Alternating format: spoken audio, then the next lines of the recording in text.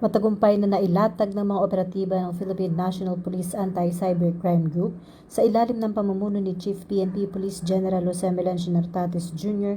ang isang malakihang operasyon noong Mayo 20 na nagresulta sa pagbaklas ng isang mapanilang na online investment scam hub sa Pasig City.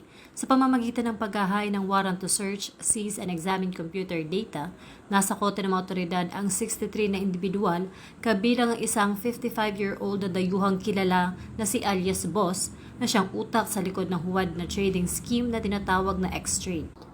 Ang mabilis at matalas na aksyong ito ng pulisya ay tugon sa sunod-sunod na sumbong ng mga biktimang nahulog sa bitag ng mga peking financial advisor na nagpanggap na lehitimong call center agents gamit ang mga mapaninlang na online ads at messaging platforms upang makapaggansto ng pera.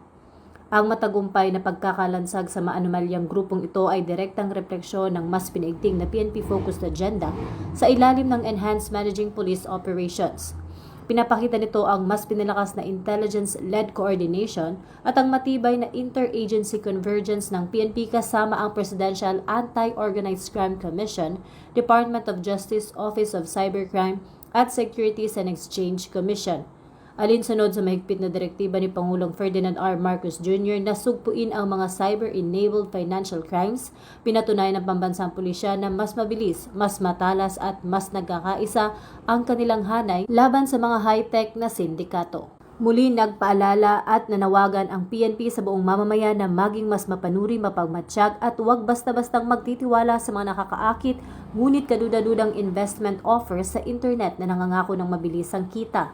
Tiniyak ng PNP na laging bukas ang kanilang tanggapan upang protektahan ang kapahanan at pinaghirapang salapi ng bawat Pilipino laban sa mga mapaninlang na digital schemes. Mula rito sa Campo Crame, ako si Patrol Woman Sari Bernales, nagbabalita para sa Police News Network. At ito ang bagong PNP para sa bagong Pilipinas, serbisyong mabilis, tapat at nararamdaman.